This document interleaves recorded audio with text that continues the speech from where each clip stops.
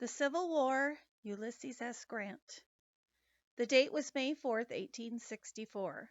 The day before, marching with a strength of over 118,000 soldiers, the Army of the Potomac crossed the Rapidan River in the middle of Virginia. The Blue Ridge Mountains lay to the west.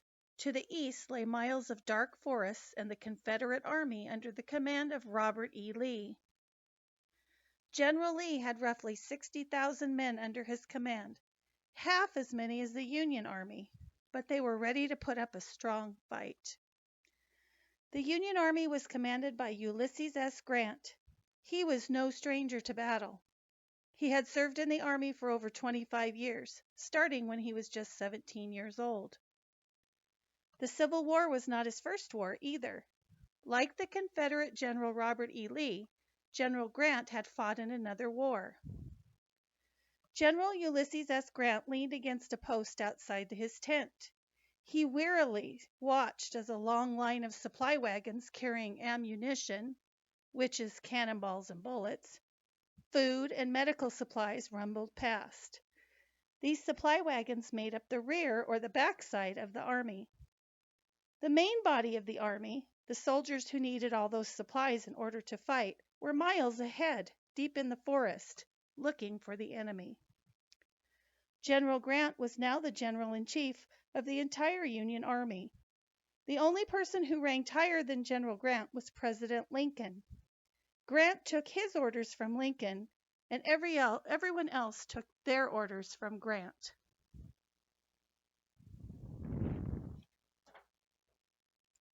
Every general in the war faced hard choices and had heavy responsibilities, with the lives of thousands of soldiers in his hands. But in 1864, no general had more worries than General Grant. General Grant had spent the first 3 years of the Civil War fighting farther west, away from the action in Virginia. His most impressive victory in the early years of the war came at Vicksburg, a city in Mississippi. The same day that the Union Army had won the Battle of Gettysburg, General Grant won the Battle of Vicksburg after 2 long, hard months. The victory gave the Union final control over the entire Mississippi River, which in turn would make it easier for the Union to take over the rest of the South. The Mississippi River was important because the Union could use it to send troops and supplies from the North to the South.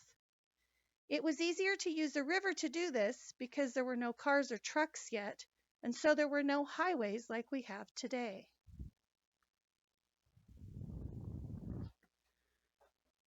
To win the Civil War, the Union needed to take control of the South, including all of its cities and roads.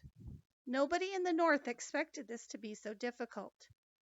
The Union had more than 1 million men in uniform. By the end of the Civil War, 1 out of every 10 Union soldiers was African American, and 1 out of 4 Union sailors was African American.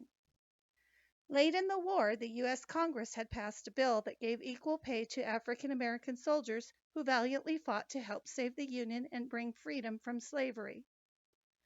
Factories in the North had been working day and night for years, producing weapons, uniforms, blankets, food rations, wagons, and all of the other things that the Army needed.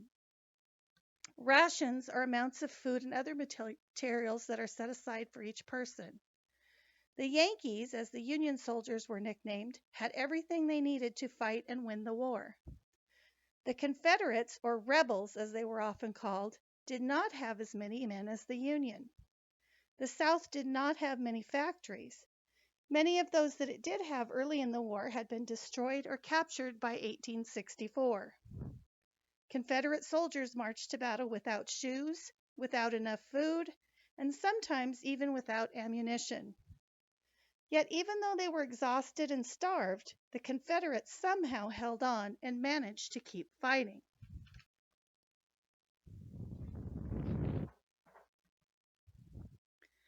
Grant was not the general-in-chief of the Union Army at the beginning of the Civil War. Throughout the war, Lincoln had trouble with some of his top Union generals. It wasn't that they were bad generals. They could win battles and capture enemy forts and towns, but they made mistakes as well.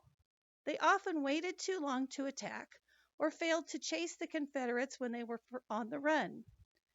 Basically, Lincoln felt the Union generals were never aggressive or forceful enough. But Grant was different. General Grant had won the long battle of Vicksburg because he was stubborn and unafraid. He kept fighting and attacking until the enemy surrendered. Lincoln put General Grant in charge of the entire Union Army because General Grant promised that he would do whatever it took to win. He would chase General Robert E. Lee and his army all over Virginia, and he would not stop until the war was finished. This outlook earned him the nickname Unconditional Surrender because he would accept nothing less from the Confederate Army than a complete surrender.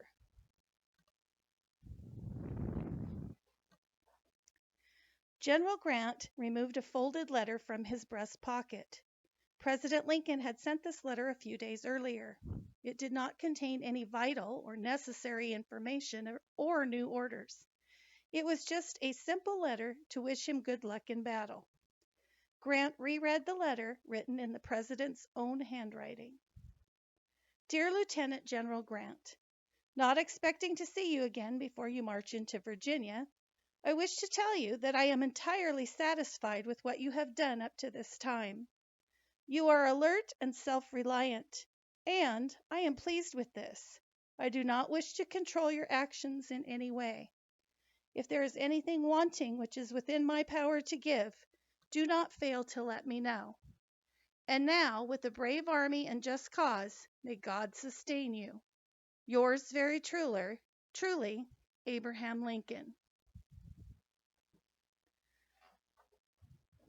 The next day, on May 5th, in the forest near Fredericksburg, Virginia, the main body of Grant's army clashed with General Lee's army in one of the wildest battles of the war.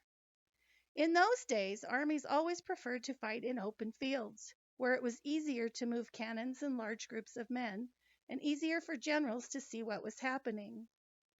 This time, though, the armies met deep in the woods, where the trees and plant growth was so heavy that the soldiers could barely see one another. This was called the Battle of the Wilderness, and it was the very first time Generals Grant and Lee faced each other in battle. It was a very chaotic battle. Thousands were killed and wounded. At the end of the day, both armies limped away with no clear winner in the battle.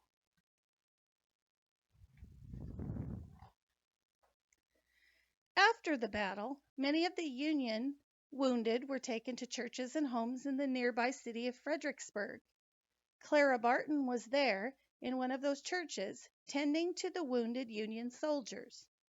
The next day, hundreds more wounded soldiers were brought in from yet another battle, and on it went. The armies of Grant and Lee met again and again during the months that followed. Sometimes Grant won the battle. Sometimes Lee won. But sometimes nobody won. But with each battle, the Confederate Army got a little smaller and that much closer to a final defeat.